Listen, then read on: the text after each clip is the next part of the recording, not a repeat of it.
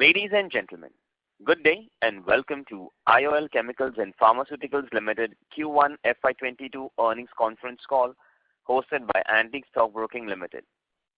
As a reminder, all participant lines will be in the listen-only mode, and there will be an opportunity for you to ask questions after the presentation concludes. Should you need assistance during the conference call, please signal an operator by pressing star then 0 on your touchtone phone. Please note that this conference is being recorded. I now hand the conference over to Mr. Anubhav Adlakha from Antique Stock Broking Limited. Thank you, and over to you, sir. Good afternoon, everyone. Hope everybody is safe and healthy. Thank you for joining us on the IOL Chemicals Pharmaceutical Q1 FY22 earnings call. Today we have with us Dr. Sanjay Chaturvedi, Chief Executive Officer, and Mr. Pradeep Khanna, CFO, with us from the senior management. We'll begin the call with opening remarks from the management, followed by an interactive question and answer session. I'll now hand over the call to Dr. Chaturvedi for his opening comments. Thank you, and over to you, sir. Thank you. Good afternoon, everyone. Thank you all for taking the time to participate in this earnings call. I trust you have read the earnings document, and I'm certain that you will have questions. But before we take up these questions, I would like to shed some light on the business and share my perspective on the performance for the quarter that has gone by. And then subsequently, my colleague, Mr. Khanna, the CFO, will then provide a lot more granular details on the financials. IOL Chemicals and Pharmaceuticals is one of the leading API bulk drug manufacturers, and we are a significant player in the field of specialty chemicals. We are the largest producer of ibuprofen with an installed capacity of 12,000 metric tons per annum, and we have complete backward integration of all the major chemicals that are required to produce ibuprofen. We currently hold about 35% of the world market share in this product, ibuprofen. We are also amongst the top producers of ethyl acetate, and we have a manufacturing capacity of just over 100,000 metric tons per annum. Ethyl acetate is a specialty product that has wide applications in industries like pharmaceuticals, ink, packaging, adhesives, surface coatings, etc. Our company is also the second largest producer of isobutyl benzene, which is the key intermediate for ibuprofen, and we hold about 30% market share for this product. IOL Chemicals and Pharma has successfully completed in this quarter the installation of our new manufacturing facilities, which is Unit 10, where we manufacture multiple pharma products including fenofibrate, lamotrigine, and UDCA to cater to the growing demand for these products. The installation of the new manufacturing facilities, Unit 9, to manufacture gabapentin and other pharma products is slightly delayed because of the COVID second wave that happened, and we are expected to complete this in the third quarter of this year without any cost overruns. And all the capex that we are doing is currently being met through internal accruals. We are delighted to announce that our credit rating has been upgraded one notch for the banking facilities availed by the company.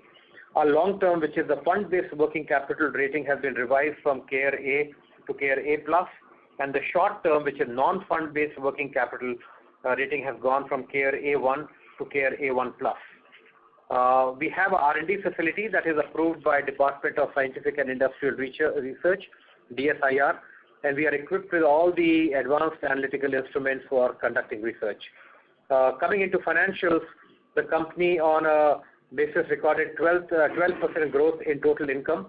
However, the EBITDA has declined by about 27% on a year-on-year basis on account of the stressed demand, primarily due to the second COVID wave globally.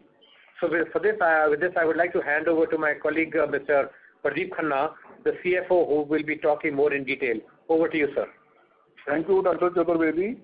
Good afternoon, everyone, and warm welcome to IOL CP Quarter 1 Financial Year 22 earnings call. I will take you through mentioned highlights for the Quarter 1 of Financial Year 22. The total revenue for the quarter increased by 12% to rupees 524 crore as compared to rupees 466 crore in the Quarter 1 of Financial Year 21. In Quarter 1 of Financial Year 22, EBITDA was rupees 116 crore as against rupees 158 crore reported in quarter first of financial year 21. EBITDA margin in quarter first of financial year 22 has dropped to 22% from 34% in quarter 1 of 21. Depreciation for the quarter was rupees 10 crore. Finance cost stood at 1.7 crore in quarter first of financial year 22. In this quarter, the company reported exceptional item amounting rupees 13.93 crore, representing a one-time cost toward right of recompense payable to their lenders against sacrifice made by them in financial year 14-15 on account of restructuring done under JLF route. Profit after tax for quarter first of financial year 22 stood at rupees 67 crore as against rupees 128 crore during quarter first of financial year 21. PAT margin for quarter 1 was 13% as compared to 27% in quarter first of financial year 21. With this, I would now request the moderator to open the forum for question and answer session. Thank you very much. Thank you very much. We will now begin the question and answer session. Anyone who wishes to ask a question may press star and 1 on the touchtone telephone. If you wish to remove yourself from the question queue, you may press star and 2. Participants are requested to use handsets while asking a question. Ladies and gentlemen, we will wait for a moment while the question queue assembles. Participants, you may press star and 1 to ask a question.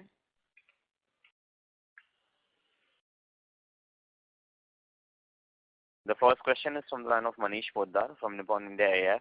Please go ahead.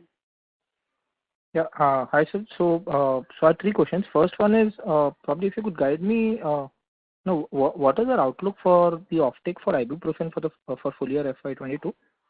Okay. And were there any shipment delays which happened in Q1 which we expect to happen in Q2? Okay.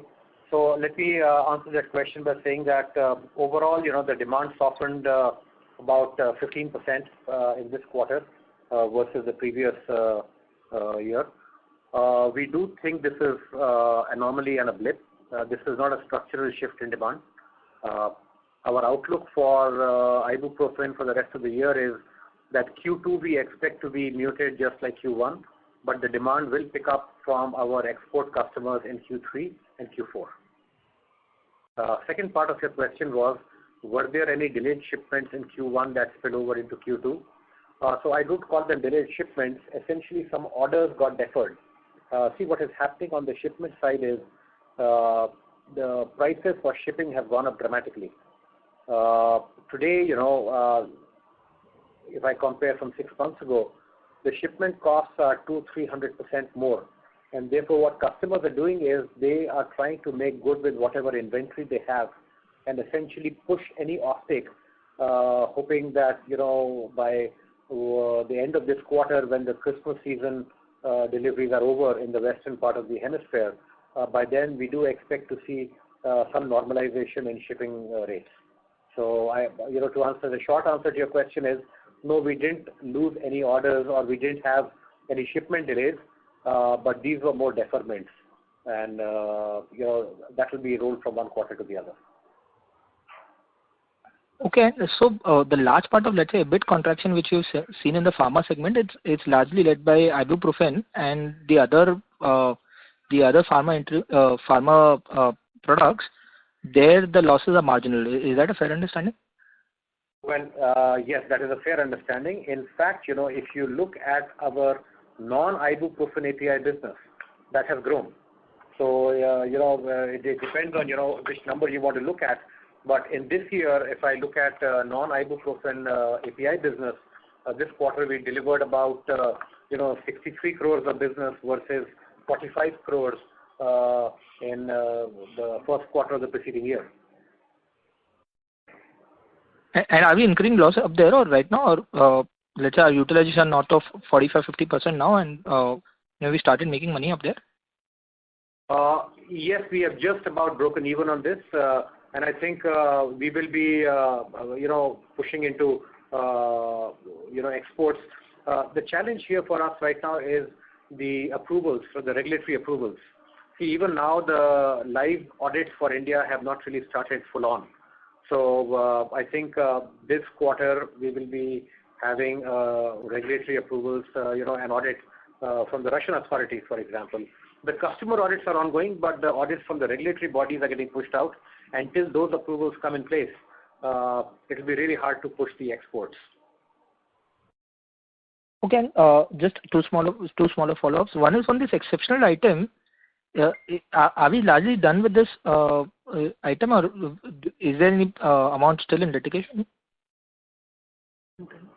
No, we are done. This was a one-time payment, and we settled. Yeah, we have completed this transaction. There will be no subsequent payments on this regard. Okay, and so one last one. So now, given that you've been in the company now for more than a quarter or so, probably can you just highlight, let's say, 2 or 3 key focus areas? I believe there was a big capex plan which the company had to announce. So just want to understand, let's say, from a 3-year per se, what is the roadmap? Just if the broader 2-3 key areas, if you could highlight, that will be helpful. Thank you. Okay. So, as I've said in the past as well, we are in the midst of a transformation. We are in the midst of a true business transformation where, rather than look at what we are doing on a month-by-month and a quarter-by-quarter basis, one needs to, kind of take a step back and see over a 2-3 year time period. So if you look at, what are the things that we have said we would do and what are the things that we are trying to do.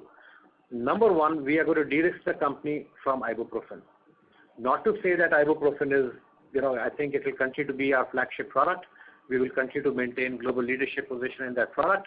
But we do see that because we have a large leadership position in that particular molecule, the growth options are somewhat limited.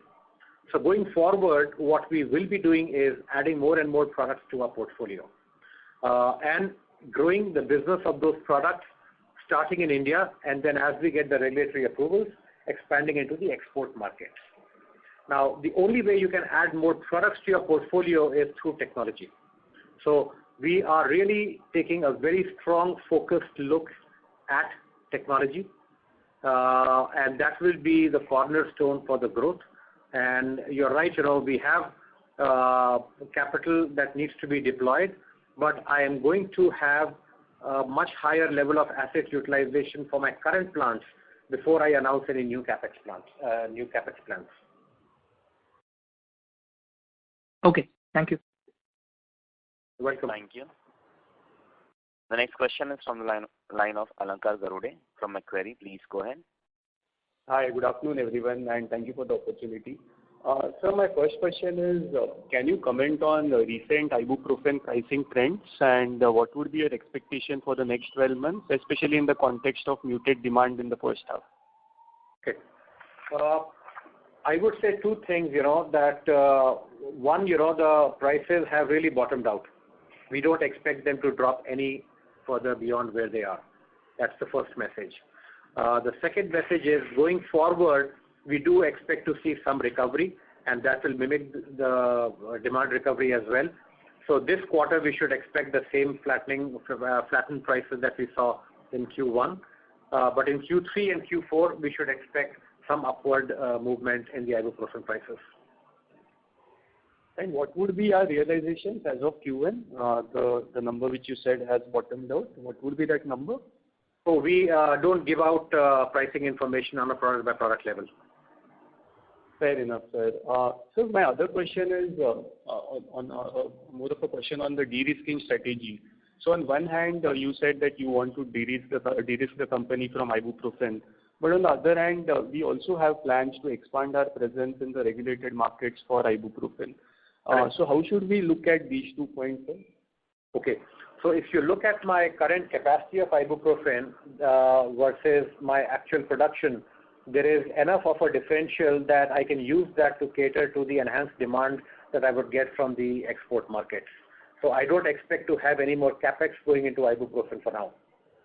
But so essentially what we are talking is a two-pronged approach. One is milking of existing assets, and the other is creation of new assets, both on a product basis and manufacturing basis, to be able to create more business from products other than ibuprofen. Understood, sir. And one final question from my side. So one of our key competitors in ibuprofen has announced backward integration. Now, apart from them being perhaps more cost competitive because of this, I am assuming that they would also be one of our customers for IBP and other raw materials. So do you foresee any impact of this on our business? We have a leadership position both in capacity and in backward integration. I'm sure you will appreciate that decades of experience in ibuprofen puts us head and shoulders above the competition. So yes, I would actually say it is for the competition to catch up. And, we are pretty much prepared. We don't think it will have any negative impact on our business or financial performance. Understood, sir. Thanks and all the best. Thank you. Thank you. The next question is from the line of Vikram Singh, an individual investor. Please go ahead. Hello, good afternoon. Good afternoon. I have one question, that our dependence on chemical has increased over time. So what's our way forward in that? Thank you. Okay. So, our dependence on chemicals business has increased, not because strategically we did that. It has more to do with the pricing, and the pricing of the chemical product ethyl-acetate, and to do with the subdued demand of the pharma. So as we grow our non-ibuprofen pharma business to higher levels, you will see that this kind of volatility and the dependence on chemicals will actually go down. I have a stated intent that in a few years, chemicals should be no more than 40% of my total portfolio, and that is the area in which we are striving towards. And the intent of getting there is not through reduction of the chemicals business, but really through increasing the pharma business. Right. And also I would like to ask one more question regarding the utilization of all the facilities that we have. Okay. We have multiple plants, so I would say, that overall the plant utilization ranges anything from, 55-60% all the way to 75%. That's the range of asset utilization. Okay. And the chemical plant is running at about 100%. Okay. Yes. Thank you.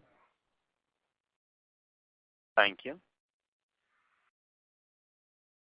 The next question is from the line of Ashish Thavkar from Motilal Oswal Asset Management. Please go ahead. Yeah, thanks for the opportunity. So, most of the formulation companies, this quarter were saying there's some kind of pricing pressure, even the regulated market. So does that percolate to our API/intermediate business, and how do we see this scenario panning out over the next, say, 2 to 4 quarters? So as I said earlier, Ashish, you are spot on. There is a lot of pricing pressure onto the formulation companies in the regulated markets. Some of that is being pushed back to us. We see minor impact of that on our ibuprofen business. So see, our ibuprofen business is a mix of India and exports. Within exports, we have exports to less regulated markets and the regulated markets. And some of that has translated into not just subdued demand and subdued prices, but we do believe that that pricing has bottomed out. And therefore, going forward, the Q2 will be similar to Q1, but Q3 and Q4 will be at a positive improvement, both in terms of demand as well as pricing. Okay. So in a way, you are also referring to the fact that even formulation pricing pressure might stabilize in the next 2 to 3 quarters, right? Yes. Okay. And sir, in terms of our capital deployment going ahead, since you said our chemicals is broadly operating at 100% utilization, so if you could give just the percentage split where, how should we look at our capital allocation going forward? So we are in the midst of doing that exercise, and I think in the coming few months we will be ready. But broadly, a lot more capex is going to be deployed on the pharma side than the chemical side. Okay. Okay. And just one last question. Yeah, I'm very sure you might have got this question a lot many times from the investors, but on this China Plus One strategy, do you feel it's still a valid strategy to play, and or it was just a temporary phenomena which played to the advantage of most of the Indian companies? So that's a very tough one to answer, Ashish, because the success of this strategy really depends on what our customers want to do.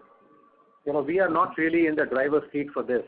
So what we are doing very aggressively is offering a China alternative. So a lot of the products that we offer are an alternative to buying from China, and we are trying to de-risk our business by buying as few, essentially lowering our dependence on China for raw materials and key starting materials.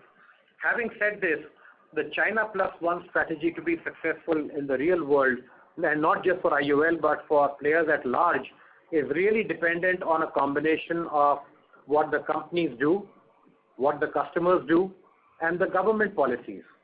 So I think the government is doing their best by having, by incentivizing through a production-linked scheme, and I think several players have done their filings, as have we. So I really think, strategically that is the right direction. How much of it is going to hold really depends on how China responds and how the customers behave. Okay. And from a therapeutic exposure point of view, any new therapies you guys are targeting or any new chemistries you guys are working on now? So again, that's a work in progress on our strategy side and the portfolio and product selection side. And in the coming few months, we'll be ready to roll out a strategy for the next couple of years. Sure. Yeah, this helps. Thank you so much. All the best. Sure. Thank you. The next question is from the line of Monish Shah from Antique Stock Broking. Please go ahead. Yeah. Hi, sir. Good afternoon. So just a question on backward integration for our non-ibuprofen products like FLU and Metformin and Valsartan. Is there any update over there in terms of where we stand in terms of capacity or any process integration?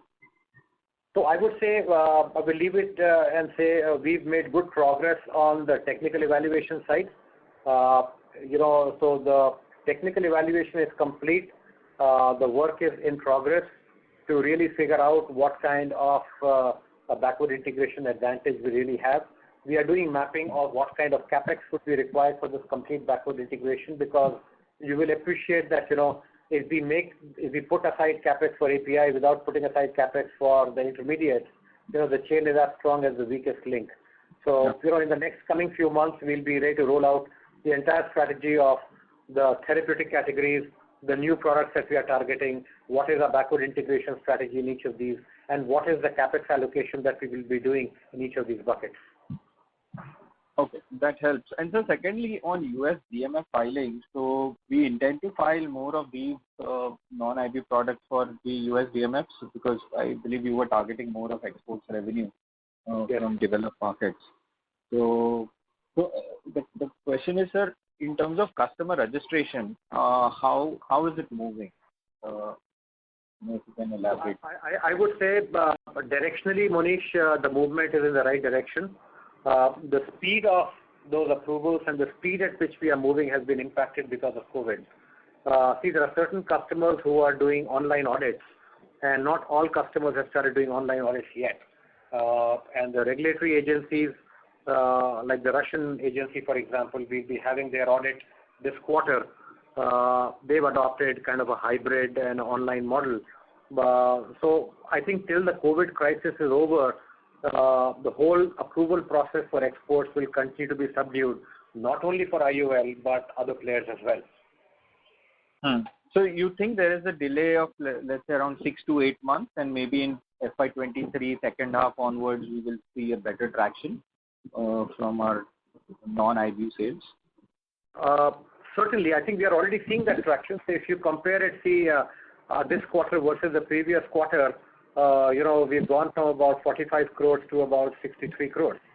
So, on a percentage basis, this is a significant jump, and we will continue to demonstrate that, and you'll be able to measure that, maybe if not on a quarter-by-quarter basis, certainly on an annual basis. Okay, understood. So just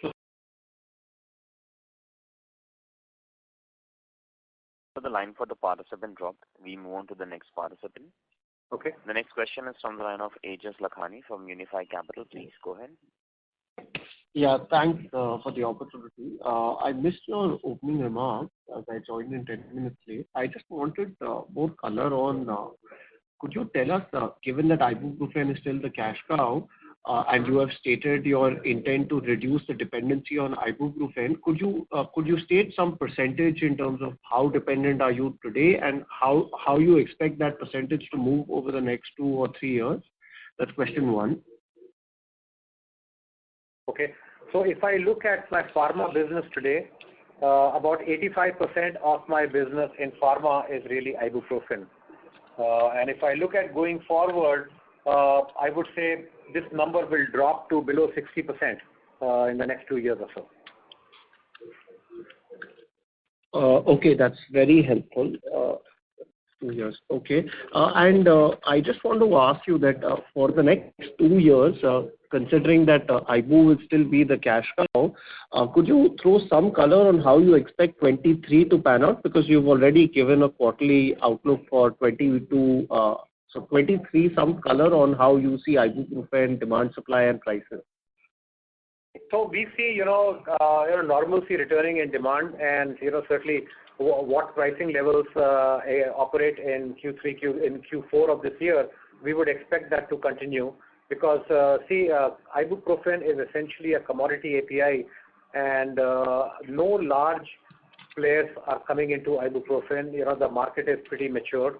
It is well established with 3 or 4 leading players, and the smaller players, because of the low pricing that is observed now and continuing, are facing tremendous pressure, and I think the small players will essentially move into other products to be able to survive. So I see a lot of stability returning into FY23. So that's very helpful. And could you mention how many smaller players are there in Ibu? It's hard to know, but maybe between 1 to 2 small players are there in ibuprofen.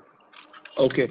And sir, I read in the press release that there is an expansion that you're taking place in gabapentin.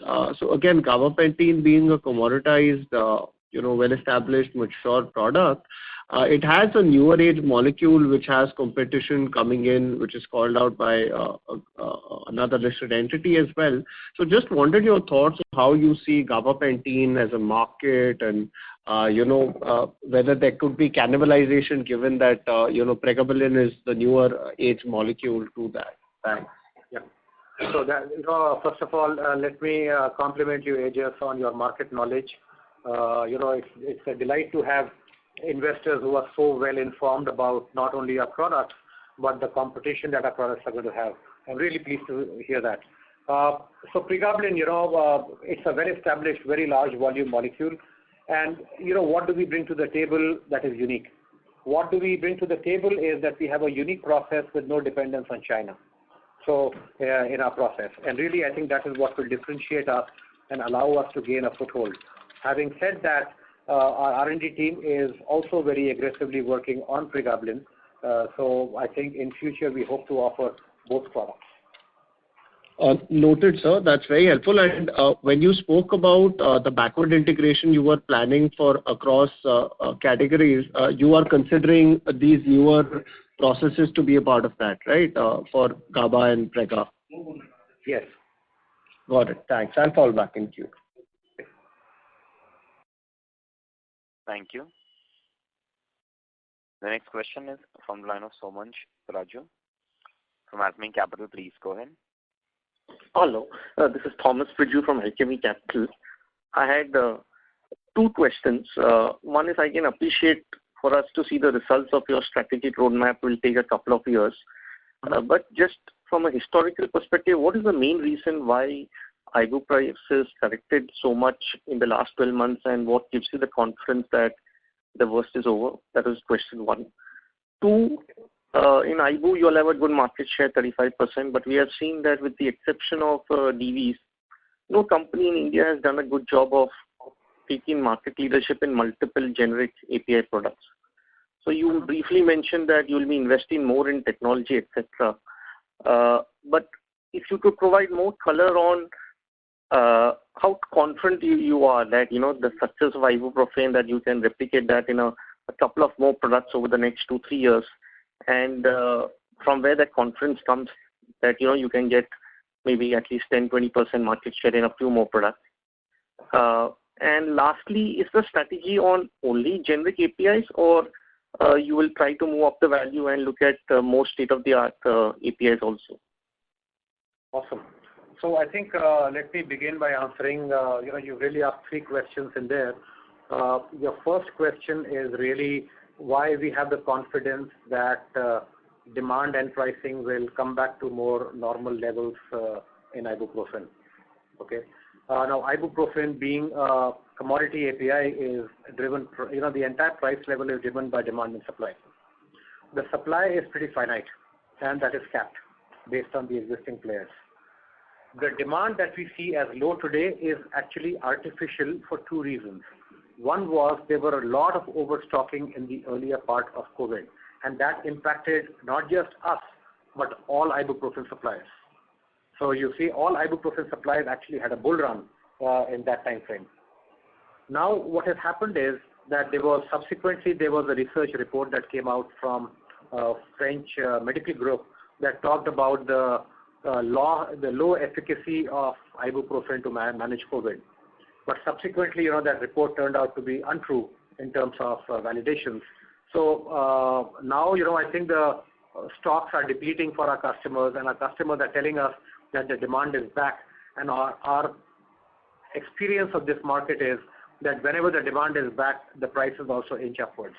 So that's one.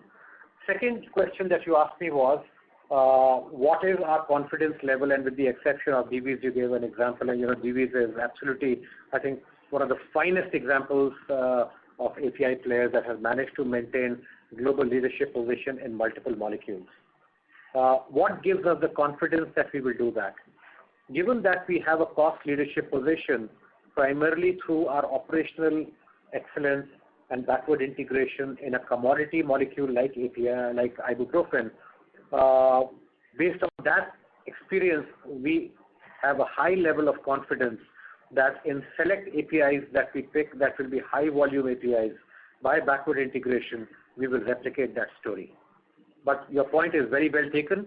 Will we go and occupy 35% market share in those APIs? Perhaps not. But certainly we are looking at double-digit market shares in those APIs as well.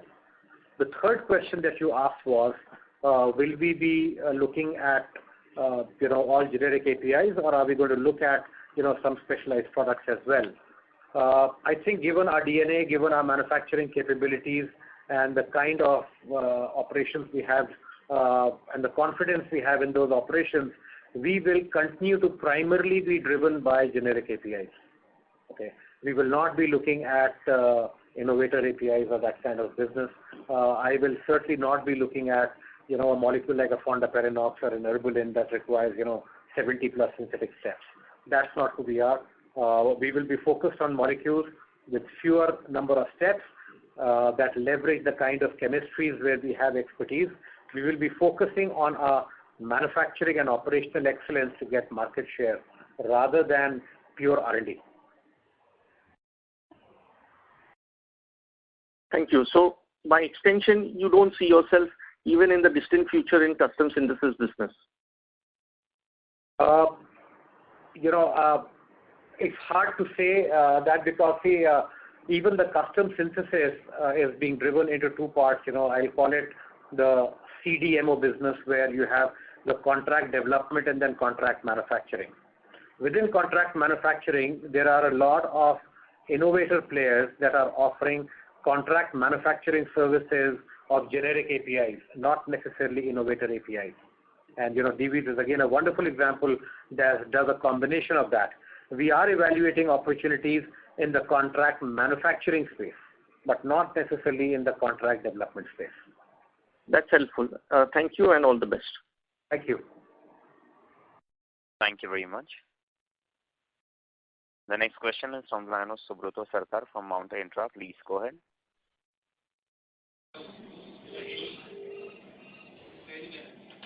Subrata Sarkar, may I request you to go ahead with the question, please?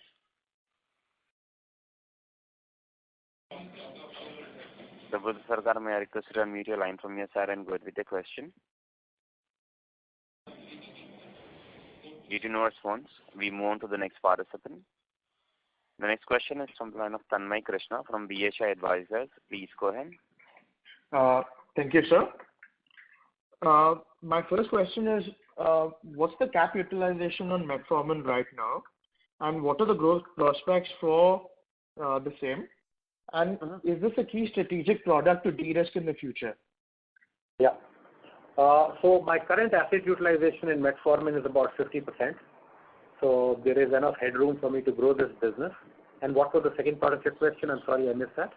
What are the growth prospects for metformin, and is it a key product for de-risking your pharma sector of the firm? Absolutely. See, it's a key product and will continue to be a strategic product in my portfolio. Having a product like metformin offers us the ability to touch multiple customers. So what happens is, these customers buy metformin from us, and that opens us conversations about what is the other range of products that they have in mind, and that helps us prepare for our next round of portfolio. Okay, sir. And I just have one more question. Does the metformin HCl have regulatory approvals, and is it currently being exported? Yes, it is currently being exported, and we have regulatory approvals. We have a CEP. Okay, sir. I just have one last question, really sorry. I wanted to know about the PLI scheme. Any update on that? And what are you thinking about the CapEx going forward? Thank you. Wonderful. So we are very positive on the PLI scheme, and we filed our application for the same. Okay, sir. Thank you so much. Yeah. Thank you very much. Participants, you may press star and 1 to ask a question. The next question is from the line of Deepak Rao, an individual investor. Please go ahead.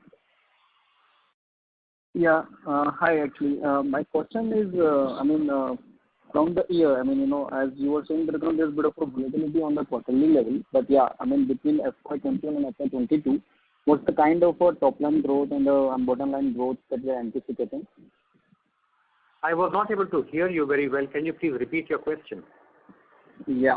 So my question is more about, maybe a guidance at a yearly level. While there is too much of a volatility at a quarterly level, we wanted to understand what are the kind of top line growth and a bottom line growth we are expecting for FY22.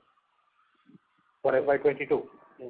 So, I would say top line growth of about double digit 10% plus is what you should expect. In terms of bottom line growth, we expect it to be flat or somewhat lower than what we had last year. Okay. And when you said it should be lower than what we have last year, any high level quantification? It will be lower by 5%, 10%? I'll be in a much better position depending on the price of ibuprofen in Q3 to be able to see. Two things are happening. One is not only ibuprofen, but even on the ethyl acetate side, if you look at the volatility that is happening, ethyl acetate being a specialty chemical product is governed, the cost of manufacturing is governed primarily by the cost of acetic acid and ethanol. There's a lot of volatility in both of these raw materials. So, these are products where the raw material pricing is changing on a weekly basis. I would have to require a crystal ball to be able to predict what these would be by the end of the year. No, I can understand, sir. All I would say is that as far as these kind of products are concerned, we are very competitive and we are confident of delivering performance in line with the market. Sure. Another question was the non-IBU APIs that we are trying to gain traction for. How has been the performance so far? I know we must be having some internal targets with, let's say, 50% or 70% capacity utilization. How has been the performance so far? Is it as per our expectations? Have we been able to beat our expectations, or we have not been able to reach to an expectation that we had set out for? It's a fabulous question, Deepak, and I think if you set your expectations high enough, you will never be happy.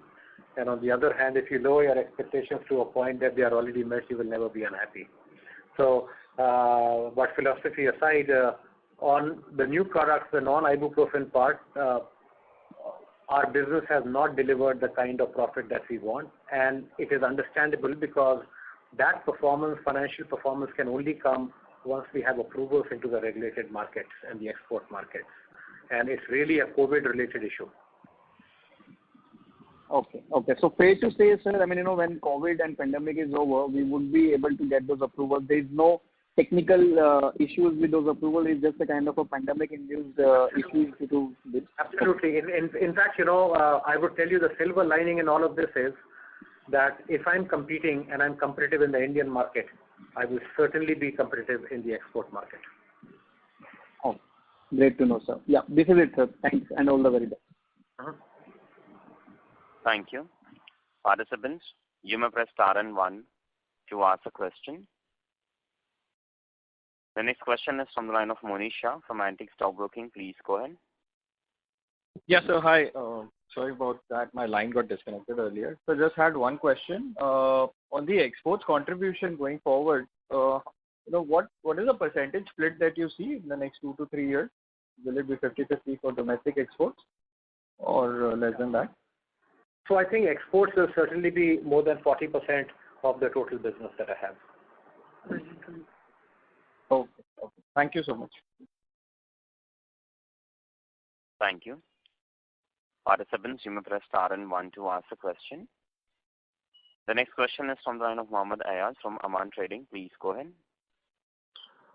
Hello, sir. Thank you for the opportunity to ask the question. So my question is simple, one question. Whether we are able to sustain the growth what we have achieved in FY21 or it will be lower than 21 in FY22? So, FY22, as I said earlier, we should expect a 10% growth in top line. In terms of profit, sir? So in terms of profit, as I said, it is going to be slightly lower than what I had in FY21, and that is completely directly related to, a much lower asset utilization. And let me give you the background here. If I have a very high asset utilization for my ibuprofen, it also impacts my cost position.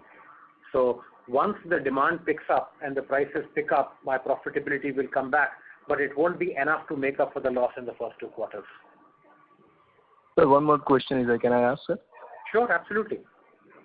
Sir, in the history of splits and bonus, ibuprofen IOL is not having any history of bonus and split. So are you planning for that, sir? Well, that is something that we are debating internally. We are yet to take a call on that. Okay, sir. Thank you very much. The board has to decide that. Okay, sir. Thank you very much. Thank you. Ladies and gentlemen, you may press star and 1 to ask a question. The next question is from the line of Aejas Lakhani from Unifi Capital. Please go ahead. Yeah, so thanks for the follow-up opportunity, and much appreciate the clarity with which you have, provided us the roadmap. So you're going to, and I'm just paraphrasing here to summarize my understanding. So you've had cost leadership given your capabilities at manufacturing, and that only works out in molecules which have large volumes versus smaller volumes. So you're going to continue to focus on what you have done in the past with Ibu across other product lines. So that's made articulately very clear. Just one, actually 2 questions on that strategy. One is, sir, if you look at your pharma segment margins, EBIT margins over a period of the last 5 years, they have ranged at in the 17 and 18 between from a trough of around 14% to a high of about 43%, and we all know the pricing of Ibu that has been taking place in the market, and as a resultant of that, the margins keep fluctuating. So we're aware of that and the product mix, of course. But in your opinion, what is the steady state margins that you look at this segment? And also, as you keep building the leadership in other, in other commoditized APIs over a period of the next 2-3 years as your product mix changes, where do you see this EBIT margin trajectory moving on a steady state basis? Thanks. Awesome. That's a fabulous question again, Aejas. Let me begin by taking a step back and looking at the industry. If I look at the API industry at large, there is a broad Gaussian distribution of all the players. On an average, players make about 20% EBIT margins in the API industry. Yes, there are exceptions like Divi's that consistently makes more. Laurus had an exceptional year, but even Laurus average will make about between 20 and 25%. So what is our visibility going forward? Our visibility is that our profitability at an EBIT margin will be higher than the industry, and we will continue to be above 20%. So 22 to 25% is a healthy EBIT number that we should continue to see from IOL. Awesome. That's very helpful. Thanks a ton. Thank you. A reminder to all the participants, you may press star and 1 to ask the question. The next question is from the line of Subrata Sarkar from Mount Intra. Please go ahead. Hello. Go ahead, sir. You're audible. You can go ahead with your question. Yeah. So my question is on the chemical side of the business. So can you throw some light on the ethyl acetate part of the business? We all know last quarter, this Q1 has been historical in terms of margin and pricing for ethyl acetate. So what is can you, in terms of quantitative data, can you share some data on what is the current price now vis-a-vis Q1, and what is the margin after the volatility of RM price? Okay. I will break that question into two parts, Subrata. First is on the demand side. On the demand side, I would say the demand is pretty flat in the sense, we are maxed out on our capacity. So between Q1 and Q2, there will be no difference in volumes of what we sell. On the pricing, however, it really depends on the price of the raw materials. And I would say if you ask me for what is the price of ethyl acetate today, it is just above 100 rupees. If I look at what was the price in last month, it actually dropped to 90 rupees. What has been the historic highest price during the quarter, it touched 130 rupees.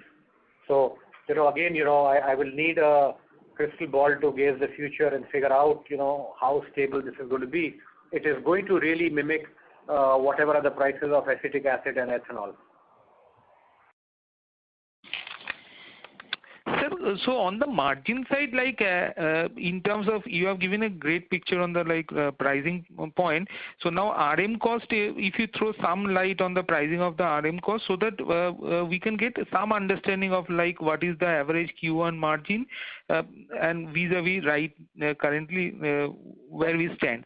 This is one question. And sir, on a broader on a chemical side, if you throw some light on the IBP to MCA to acetyl chloride, what kind of margin we are experiencing in each of them, sir?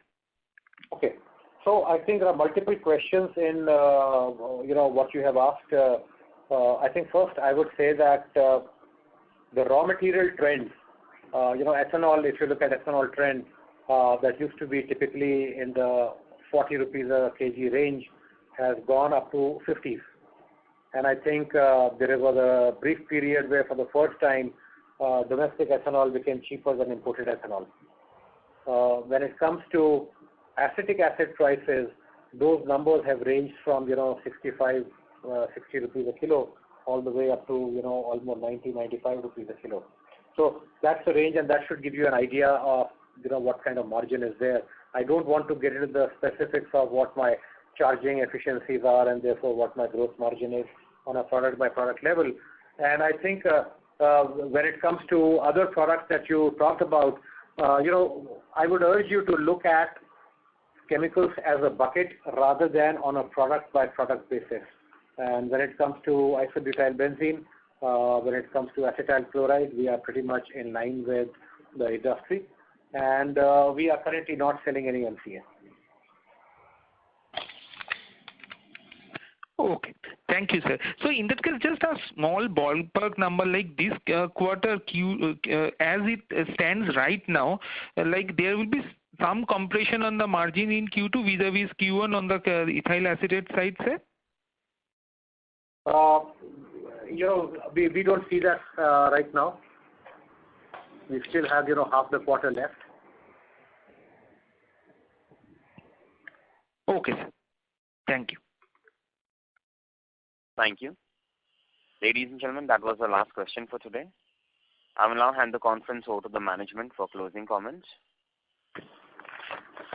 So, thank you very much. I think in terms of our concluding remarks, first of all, thank you all for your time. The key highlights, I would say overall, despite the COVID-related and the other headwinds, our company has shown healthy performance, and it's in line with all the other leading pharma API players. We expect Q to be in line with similar performance, and Q3 and Q4 will show recovery both on top line and bottom line. The company has made fantastic progress on the credit rating. It has gone from KRA to KRA plus rating on the short term, and then on the non-fund-based working capital, we've gone from KRA1 to KRA1 plus. Our regulatory audit for the Russian regulatory authorities are planned in this quarter, and we look forward to your continued support, and we wish you all well. Thank you for your time, your consideration. Stay safe, stay healthy, and thank you all very much. Thank you very much. On behalf of Antique Stock Broking Limited, that concludes this conference. Thank you for joining us. You may now disconnect your lines. Thank you.